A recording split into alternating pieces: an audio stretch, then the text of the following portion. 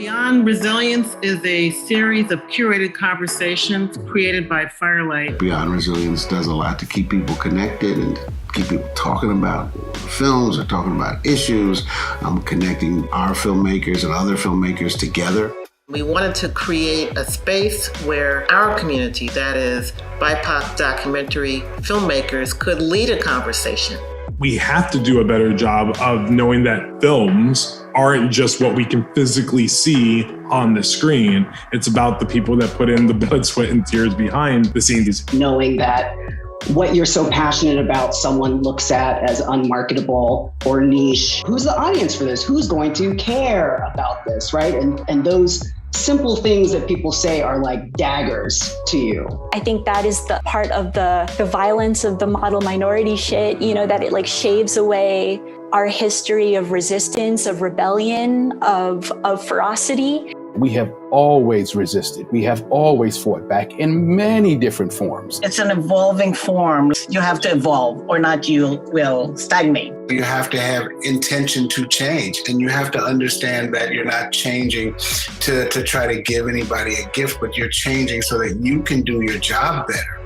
What we're asking for is just proportional access, proportional resources, proportional marketing money, so that it does actually meet its mission, so that it does actually lean into the diversity of perspectives. I hope that Beyond Resilience will keep its edge, will keep pushing the boundaries of the conversations that we need to have, and will keep growing its audiences, pulling in new people from the industry, outside the industry. It continues to be a space where people can have a BIPOC creator-led conversation. That is what it's about.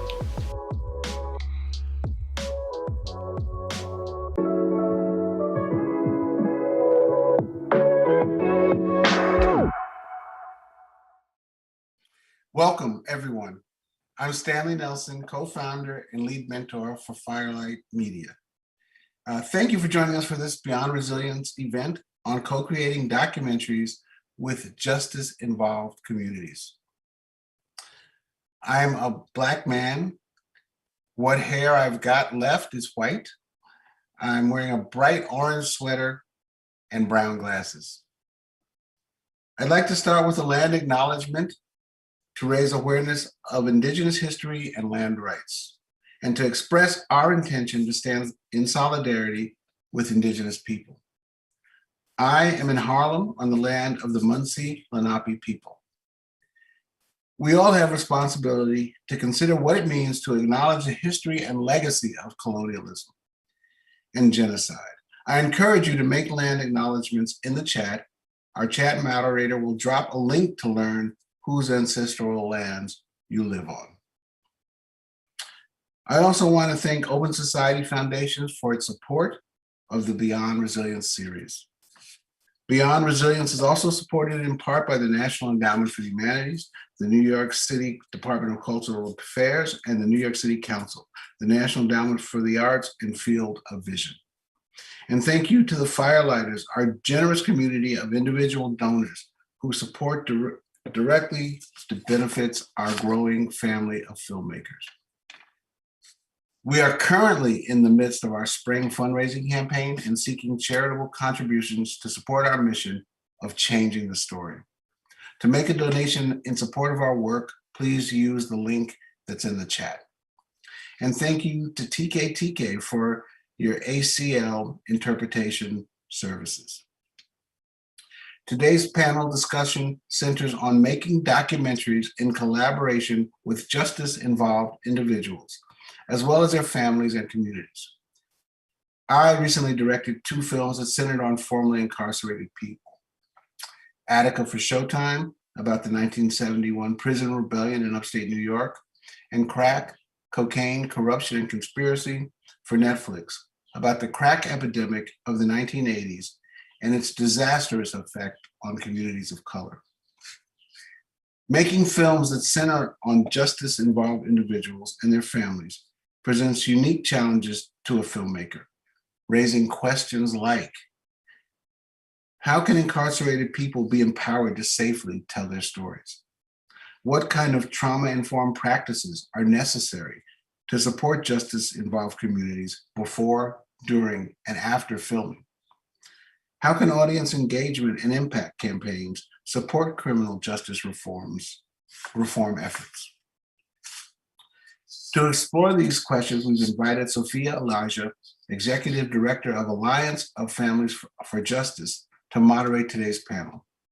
Sophia began her legal career as a criminal defense attorney and advocate for civil rights, eventually becoming the first Black woman to serve as Executive Director of the century-and-a-half-old Correctional Association of New York. After 5 years defending human rights of those inside, Sophia and her dedicated community of supporters launched Alliance of Families for Justice, based in Harlem, with the goal of forever altering the landscape of injustice in American courts and prisons. I'll now turn the event over to Sophia, who will introduce the rest of today's panelists. Thank you, Stanley. Thank you very much. It's such an honor to be moderating this panel and to be involved with you. Before I start, first I should describe myself. I'm a Black woman wearing a yellow sweater, a short haircut, earrings, and some glasses. And let's see what else. The hair is slightly gray, or probably grayer than I want to acknowledge, but gray. It's still there. And I think that probably is sufficient for my description. I have on some silver and yellow earrings. I want to thank Andrea Lust for her ASL interpretation services.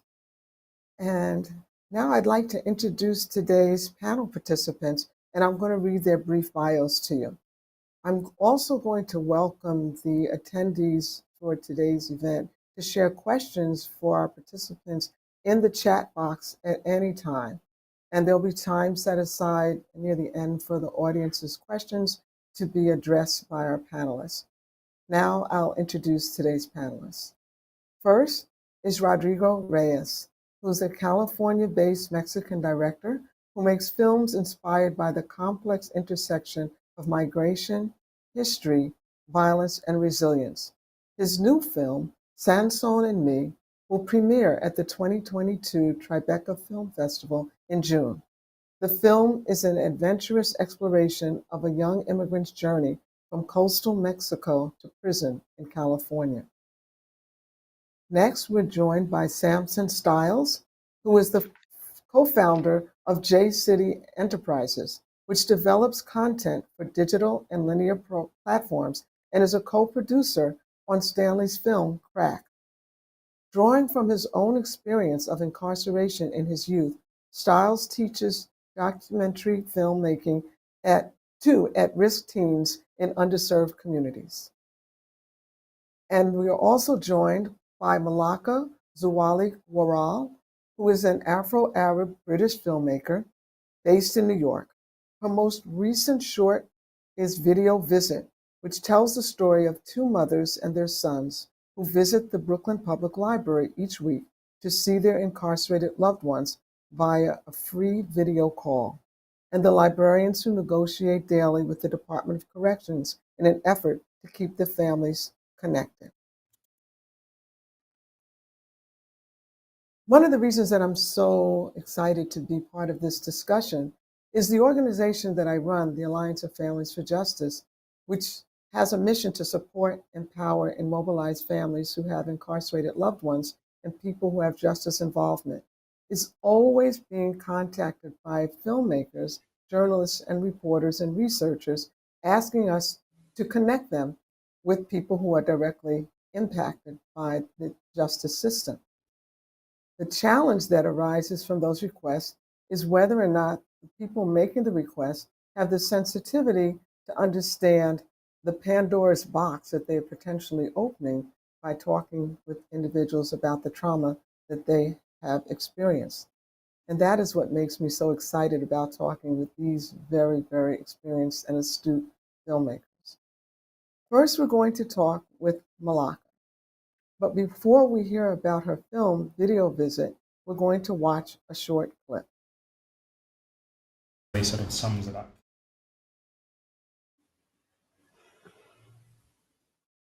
Welcome. And you know what? I want to make sure that I pronounce your name correctly. So I will ask you to pronounce it first. Oh, sure. Yeah, it's Malika. Okay, Malika, welcome. And for our Thank audience, you. would you please describe yourself? Oh, sure. Yeah, absolutely. I'm a light-skinned British Arab woman with curly hair just above my shoulders and a black top. Thank you. Thank you for sharing that clip with us. And I think we'd all like to know, how did you come across this story and the protagonists in Video Visit? Yeah, absolutely. So the film ends up being telling the story of a community of people. So we get to know the staff in the Justice Initiatives Department at the Brooklyn Public Library, which is a collection of programs focused on providing services to incarcerated people and their family members. But we also meet a couple of mothers and one of their sons who really depend on this video visit service that they've set up at the Brooklyn Public Library. And I actually started exploring this project mainly out of an interest in exploring the social services that were being offered at the Brooklyn Public Library. And I spent about 6 months working closely with the staff there to kind of explore a number of ideas. And then there came a point where some things hadn't really worked out and we were still trying to figure out what to focus on. And they shared with me a situation they were currently in with the Department of Corrections, the New York City Department of Corrections, where they had this program set up that was really important to a lot of their patrons, this video visitation program that was free and very easy to use. But their interactions with the Department of Corrections had become very fraught and very difficult, but that collaboration was essential to providing the service. And really, it was a case of me just following the lead of this community of people at the library that I'd become quite close to and was very interested in exploring what they were doing. So based on what they told me, I started focusing on their video visit program and then asked them if they might be able to speak to some of their patrons and find out if there were any patrons who might be interested in speaking with me about the program. And then once those meetings had been set up, I kind of met a number of family members and then also kind of joined them for some of their video visits to talk with their incarcerated loved ones also, and to kind of share what I was imagining we might be able to do together with the film. And especially to kind of share that my goal would be to highlight what this program does, which is very unusual in that it's providing a free video visit service, and how, at the time, and I still think that's very important, given that the alternative is a very high cost video service provided by prison telecommunication companies, which charge families a huge amount. So initially it really was a case of kind of at every step of the way, kind of having a lot of conversations with the people I was filming with about to find people who were also interested in telling that story and for whom these services were also important. Thank you. Thank you. Another question, if I may. Did you understand the dynamics that were at play when you were filming?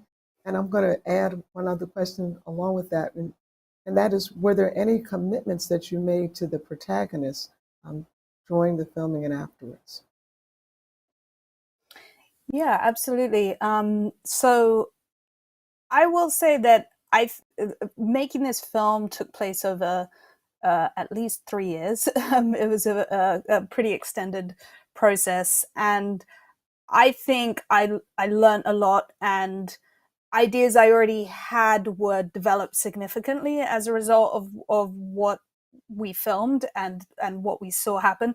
I think there were dynamics that I understood in theory, and then frankly, I was really surprised how clearly they manifested in the footage. So an example of that was I was really surprised at how many scenes and moments we were able to capture that just so clearly demonstrated the stark difference between these two institutions.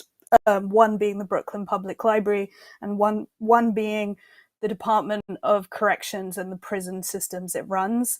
And I really didn't expect that. I knew I know and believe that the Department of Corrections and prisons are an inherently violent and authoritarian system. But I didn't expect the dynamics of that to manifest just so clearly and transparently in a number of moments we filmed. And I never thought that we'd be able to make a film that captures that the nuance of those institutional differences. And then I was surprised at how the film ended up becoming all about that, and all about this question of how can you take one institution that is really built on like decades of ideas and values around how a library can serve its patrons and what that relationship should look like, many of which I think are very honorable and important principles for society. How can an institution like that kind of work with an institution that arguably has the complete opposite goals in order to serve their patrons and help people stay in touch and with family members they've been separated from. So those were dynamics that I didn't realize would be quite as clear cut as they were. And then in terms of commitments to the people in the film, one thing that was really important to me was to show the film to everyone who is in it before it would be released or premiered publicly. And I wanted to do that at a point where if there was anything, any really important feedback they might have, especially around the accuracy or security and so on, that it was at a point where we could still make changes to the edit. There is one person in the film who's still incarcerated, and it was impossible to show it to him, unfortunately, but I was able to show it to his mother and to the Brooklyn Public Library staff and to the other mother who's also in the film, and getting their feedback and they're okay, and hearing from them that they felt like the film was an accurate representation of their experience was really the most important thing to me before I went out in the world. So before we shift, I have one more question for you. I noticed in the film, there's no reference to the names of the people, and I'm guessing that was intentional. If so, could you tell us why? Sure, yeah. In the case of this film, one big thing I was aware of at the time, and again, I've been surprised to realize just how much more pronounced it is now. I was aware at the time that the person in the film who's incarcerated, I had no idea what their situation would be at the point that the film would come out.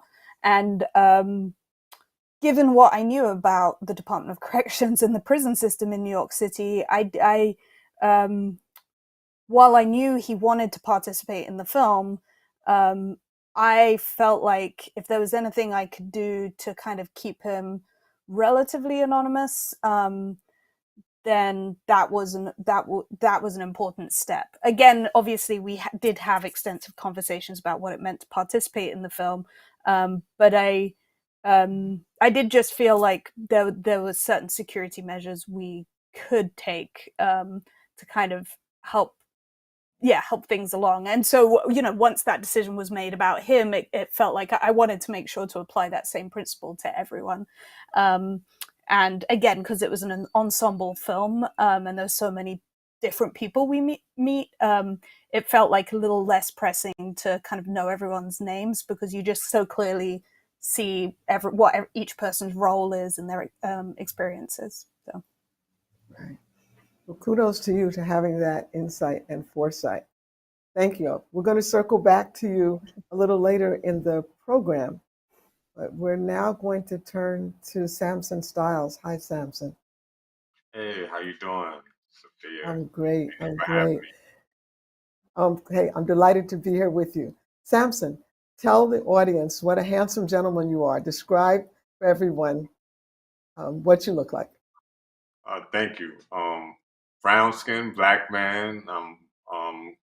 Getting a little gray on the chin, or have some gray on the chin, and low haircut, and wearing a turtleneck, a blue turtleneck.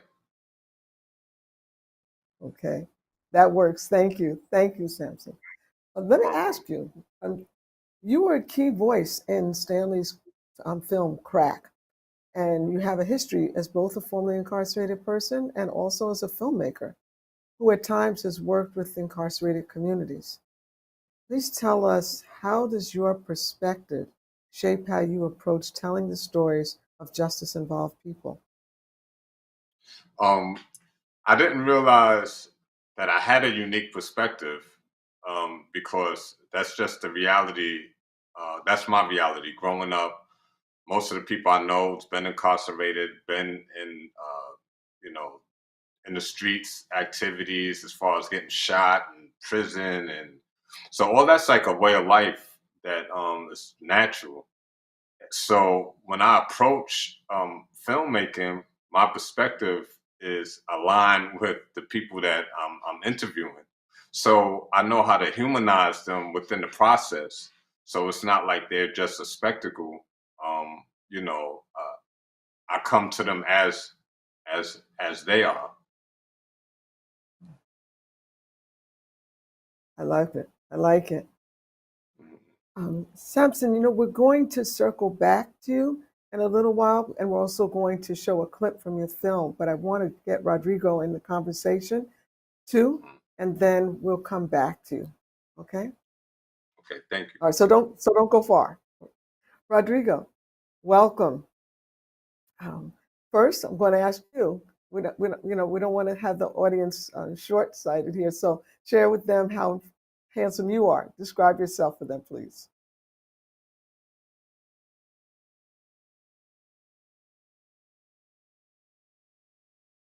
I'm not hearing you for some reason, Rodrigo. I don't know if we have a tech issue, but I'm not hearing you. Here, There we go. I'm here. I think there's a technical glitch. Yes, I'm a bald Mexican man with a light complexion, and I also have some gray in my beard. And I just want to say it's an honor to be in this conversation with you, Sophia, with Samson, talking about my friend Sansón, and with Malika, and all in the family of Firelight, whom I admire. So thank you so much. Beautiful. Thank you, Rodrigo. So let's jump right on in. Your film, Sansón and Me, is set to premiere in June at Tribeca. Before we jump into the film, though, can we watch a short 1-minute clip? Escena 6B, toma. Yeah. Rodrigo, how did you meet Sansón? And what are the dynamics of creating the trust to get him to tell you his story? Well, I met him in a very unique circumstance. I met him working as his interpreter at his criminal trial. And at that trial, for something that happened when he was 19, he was sentenced to life without sentences. It was a first-degree murder case. And all I knew were the facts of the case. I did not know anything outside of what the system had, curated or limited for me. But after he was sentenced, I began thinking about him, and I realized that I had to reach out because I kept wondering, who was he? What person was he? What was his life before this horrific, event and this process in court that basically exiled him to this other planet that, in this country is so common, life without parole. And in that outreach, he was curious to know about me too. We spent 3 weeks like this, like side by side, and I was whispering in his ear. So we built on that. And one thing that we agreed upon that goes to what you were saying, Sophia, about like that Pandora's box, we agreed that we were going to stick together and we were going to be honest with each other, even if we disagreed. And at first, I thought that wasn't really going to happen. And then we disagreed a lot, and we had a lot to talk about because being inside and being with life without, his perspective on many things was very different than mine, And one of the very first conversations was, hey, is this film going to get me out? Like, is this film going to lead to what I see happening in other stories? Are you going to investigate and get me out and all this stuff? And I knew that that wasn't really possible. It wasn't within my talents. It wasn't really in the bones of the case, But what I could do was lean into cinema and lean into the art form and use the art form to really kind of help him narrate his life and to share our friendship. That's what ended up happening. And this was a 10-year process. We're still very much in touch. He's very excited about Tribeca. And he knows what's in the film, even if he hasn't seen it, which was another barrier that I never anticipated is I can't show it to him. The authorities won't let me. So we decided early on, hey, Sanson, we're going to fight hard to put this on PBS, because when it's on PBS, you're going to get to see it.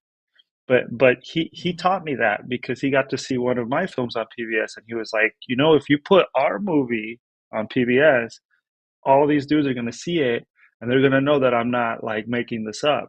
Like, this is real, and like there's a lot of people who are going to be impacted by this. This was like 7 years ago, and he pushed us for that, and we fought really hard to get the film on there, and luckily that's what's going to happen next year. That's awesome. Awesome. Another question for you, Rodrigo.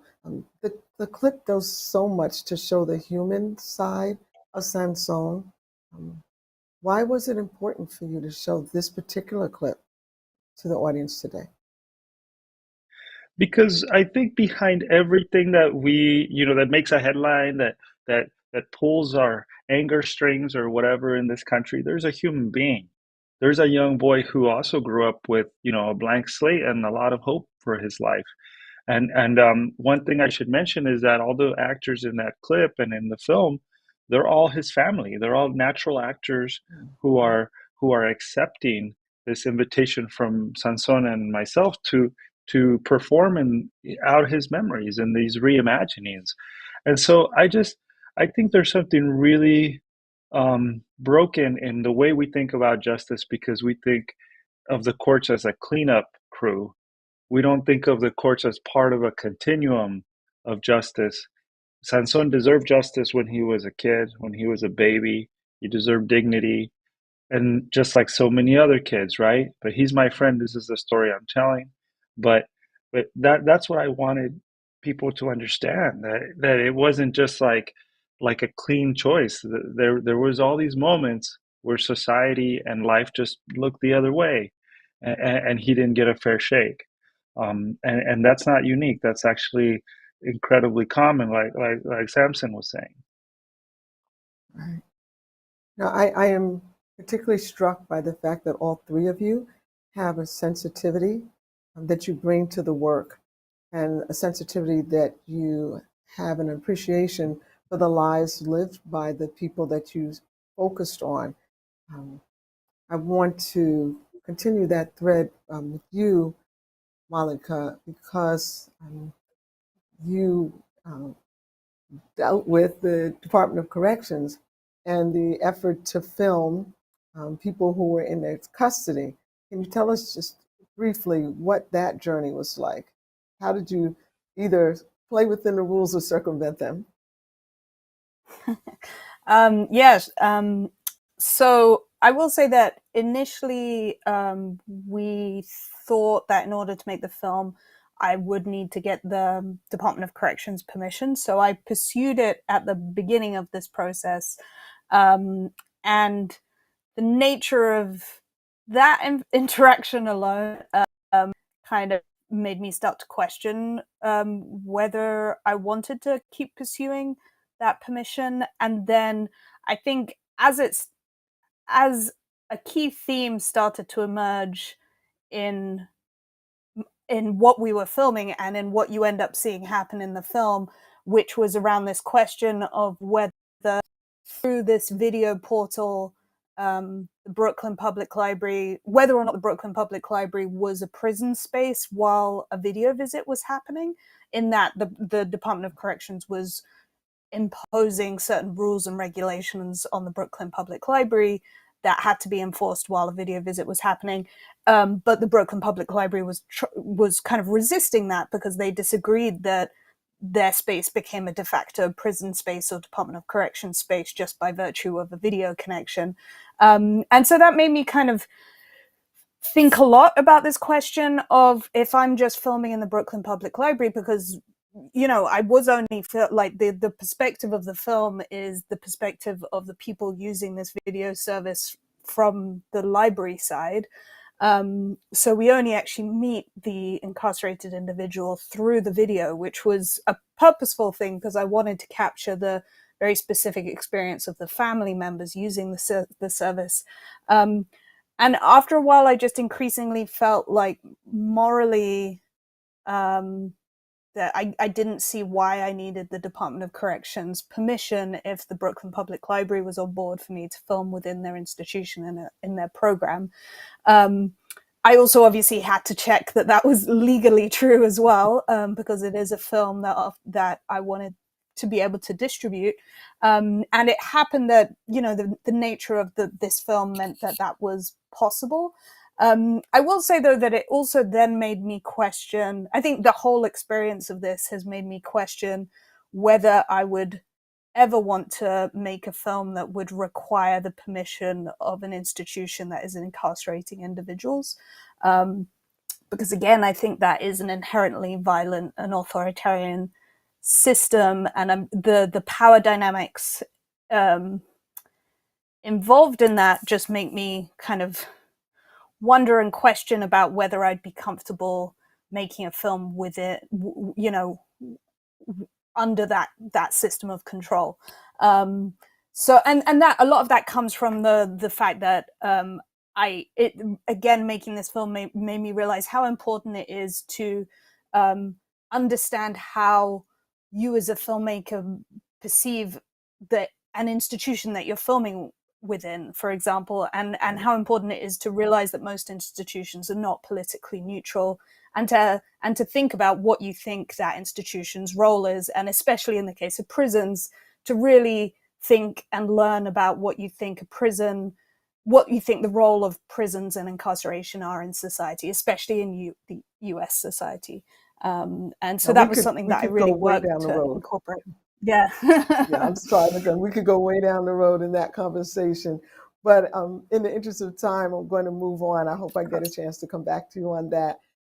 Samson, I want to come back to you. On Stanley's Crack film on Netflix, you weren't just a subject, but also a consulting producer.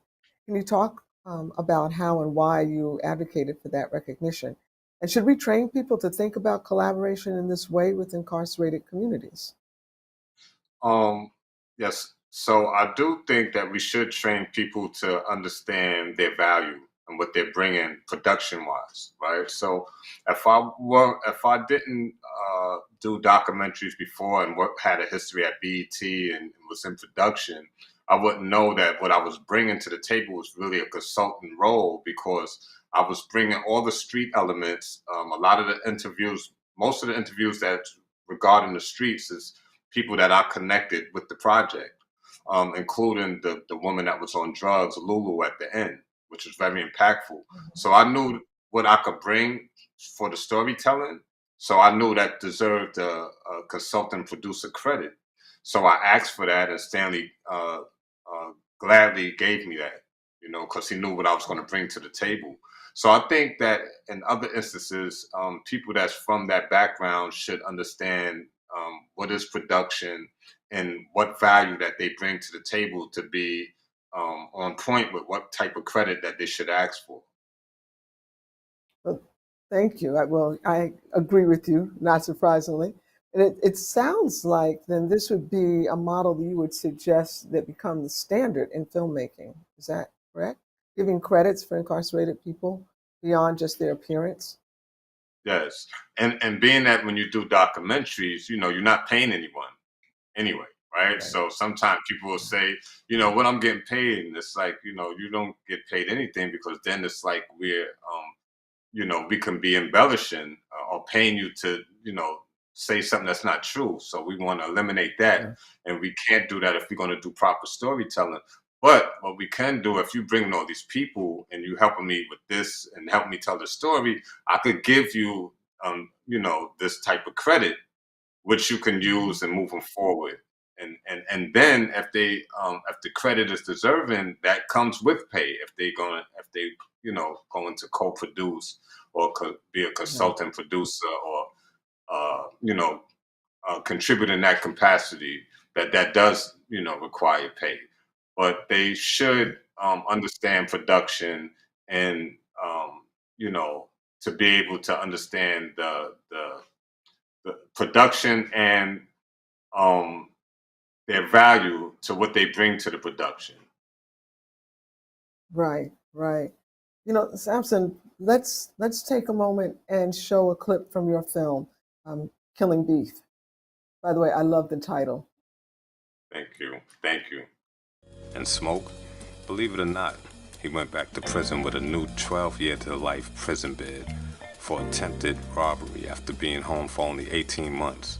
So by the time he's eligible for parole, he would be 57 years old and would have served at least 37 years of his life behind bars.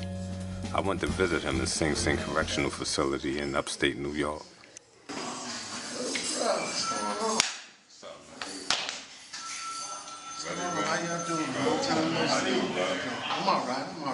When we started the film, it started off with me and you meeting and then talking to these kids and try to reduce the gun violence and use our own story.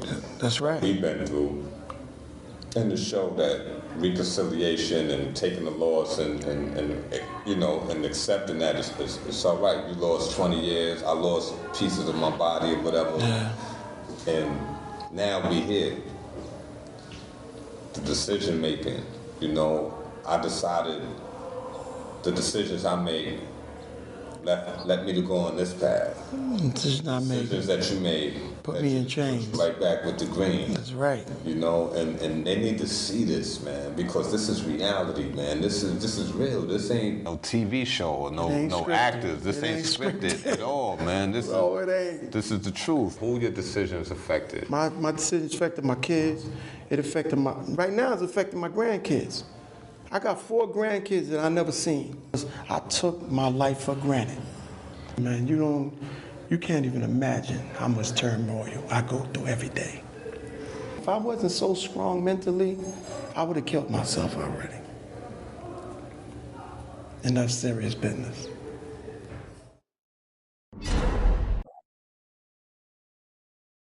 Ooh. Yeah, that was deep. Questions, Samson? That was deep. That was deep. And so for the audience, if they're not aware, you were talking to Christopher, who was the person that was convicted of shooting you, correct? No, Christopher was the young man. Christopher was the young man that I was telling that was his brother had gotten killed. And so he was I was reflecting on my life, showing him what was the causes, effects, and solutions to gun violence, how the system, permeates and that it's a revolving cycle. That what I went through in the 80s, he's going through now in the 2000s. So Smoke is actually one of the guys that shot me, that I was going to interview him in prison in Sing Sing. So that's Smoke that we see in the film, the clip that we just showed. Right. Yeah, that's Smoke.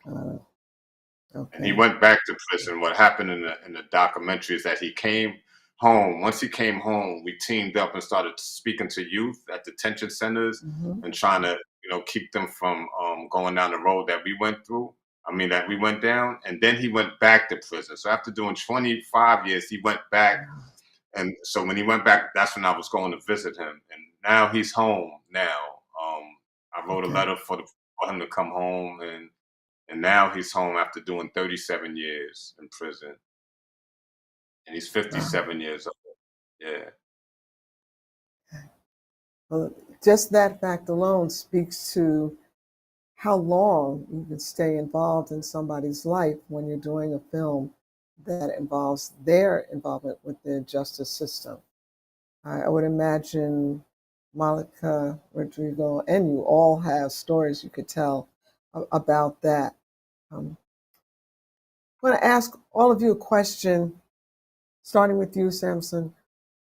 Many times when you're talking with people who've had these very challenging emotional experiences, you're peeling an onion, you're opening things up.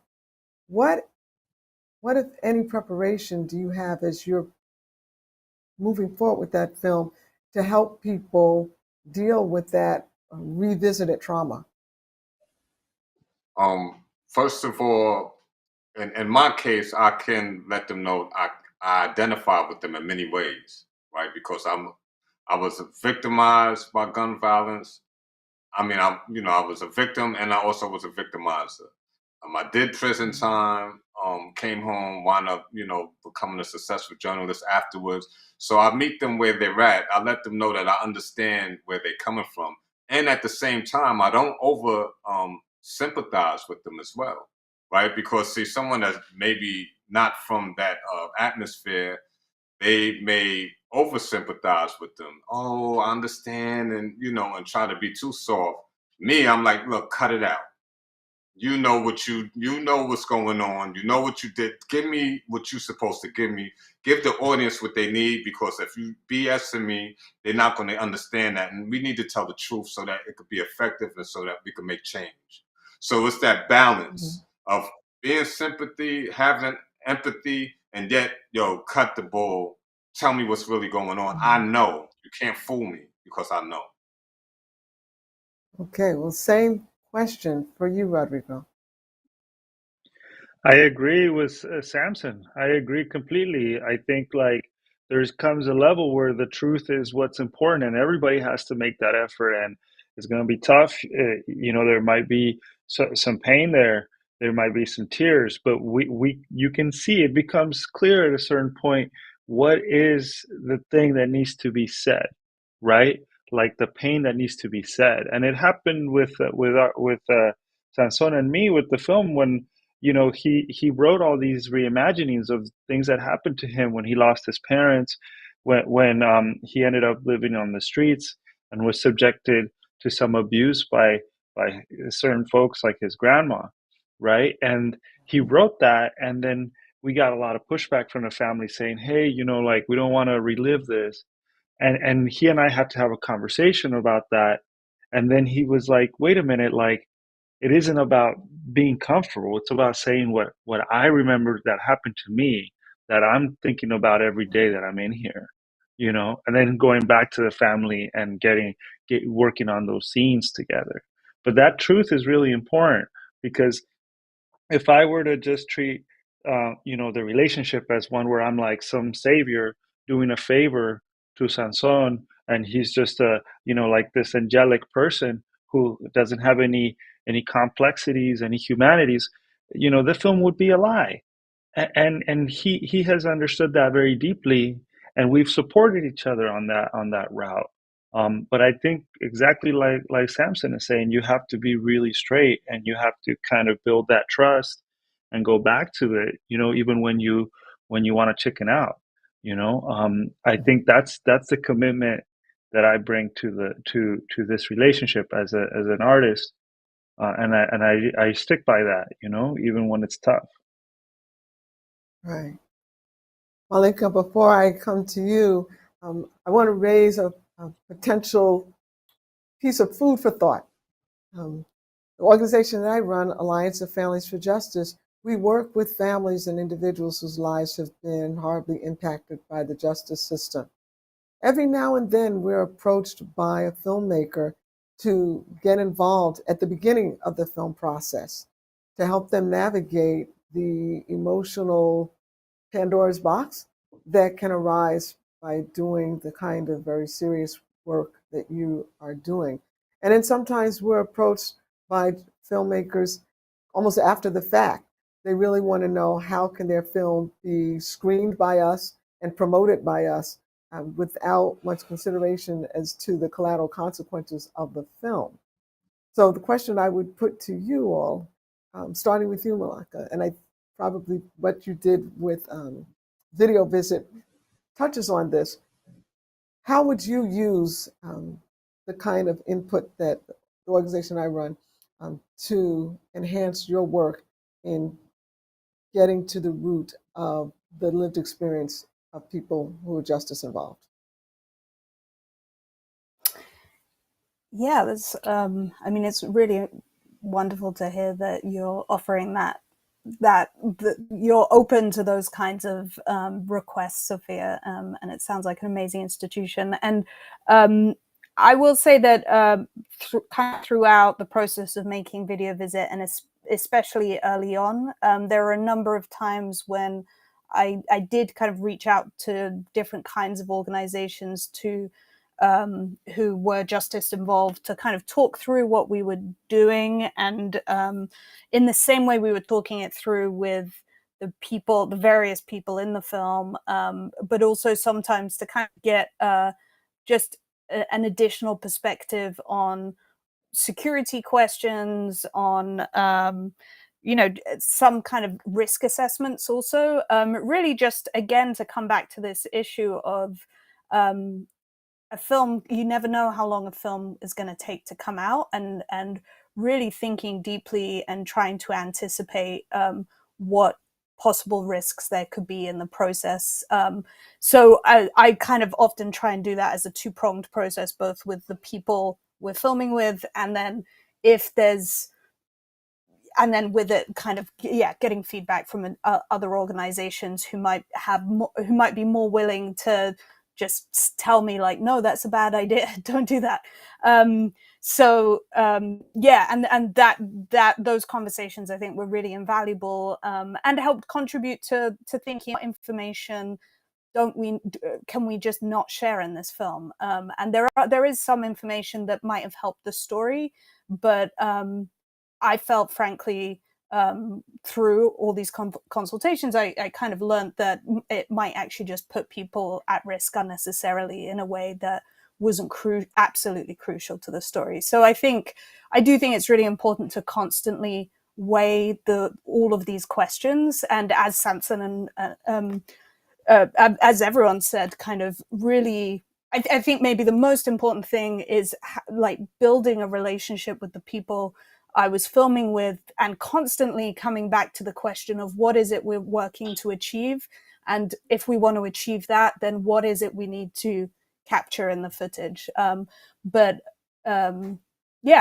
what is necessary and what isn't. I felt like that was a constant conversation I was having with the people we were working with. Thank you.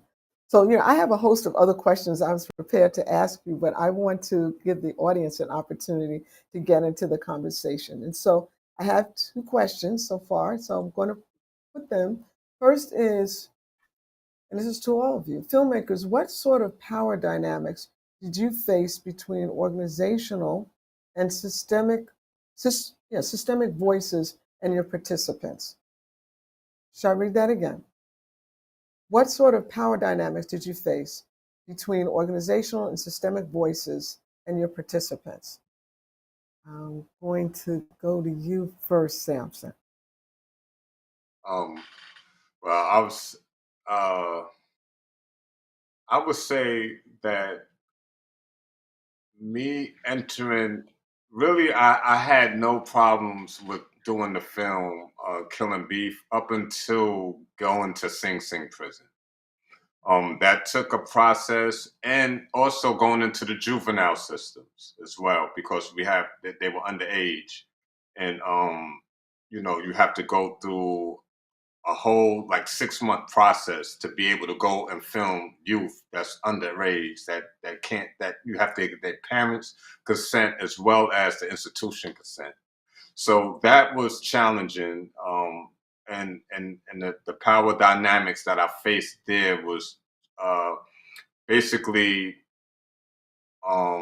proving to them that I was going to paint them in the best light. Right, because they don't want to sign off and then you making their institution look, that you slandering their institution, and they just gave you permission to film, even if there's something in there to slam, right? So now it's like that's the dynamic that I face, and going into Sing Sing prison, that process it wasn't as bad as I thought, because I knew the right people that was in correction, from my previous days. And I reached out to them, let them know what I'm doing now, and it's all positive, and that I'm an award-winning journalist, and this is what I want to do, is interview one of the guys that shot me before, and they just pulled the paperwork through and let me come through with the cameras and my crew, and we got that done. So yeah, basically that was it. They're pretty awesome. Rodrigo, I saw you nodding your head when I was asking the question. That gave me the sense that you have something you want to share about that. Yes, in my case, the institutional barriers really kind of detonated the journey of the film and finding how to tell the story. Because I remember, going through all the processes, trying to get an interview with my friend Sansón, and at some point I got a hold of somebody, at the Capitol, and they said, for us, I'm going to be honest, being in a film for someone with life without, it's like giving them a reward for their crimes. So we're not really going to ever say yes, because this is a reward for them, and being in a film is a reward, and that disturbed me so much, because I realized that there was no value and no appreciation of the need to tell your story. There was no appreciation of what that could potentially do for a person, but what it could do for an entire community. And so that's why the film has these reimaginings, right? Because the only thing I had access to without censorship was the letters.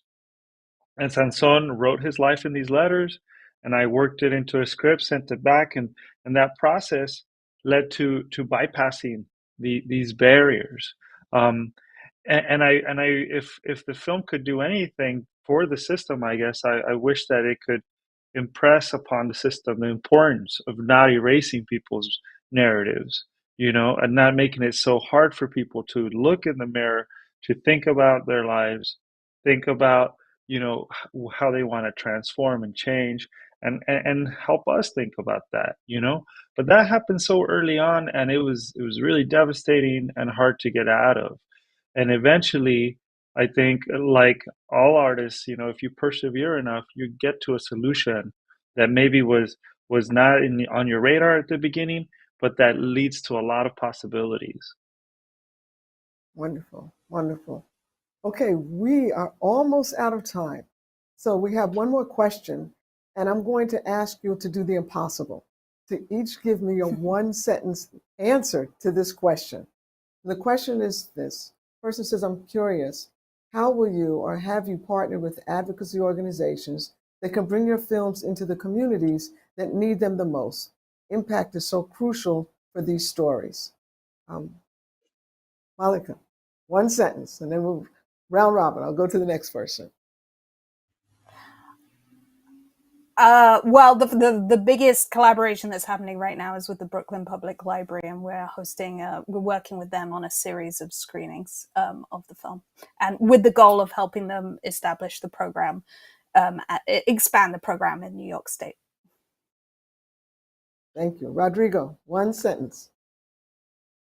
We're reaching out to programs that do writing in incarcerated settings, because I've been hearing from friends of Sansón that they also want to write their story. And we were like, aha, this film could be a great way to kind of, set the stage and detonate that conversation for folks that are in writing programs. So we've been working on that for a while. Awesome. And last but certainly not least, Samson. I stay in touch with nonprofit organizations that are community based and that have outreach that deals with reentry and services that helps the community. They are very resourceful in helping me tell these stories, and also being able to get connected to the post. Wonderful. I should applaud you all just for each person giving a one-sentence answer. But I don't even have enough time to do that. It's time for us to wrap up. I want to thank you all for joining this powerful and insightful conversation on collaborating with justice-involved communities. Thank you to our panelists. If Audience members, if you'd like more information on them and their films, their full bios are available at firelightmedia.tv on the events page. And I hope you'll take some time to learn more about what we do at the Alliance of Families for Justice by visiting our website at afj-ny.org. And please keep up to date with Firelight and this Beyond Resilience series via Firelight's website, which is www.firelightmedia.org. Thank you so very much. And to our filmmakers, please keep doing the people's work.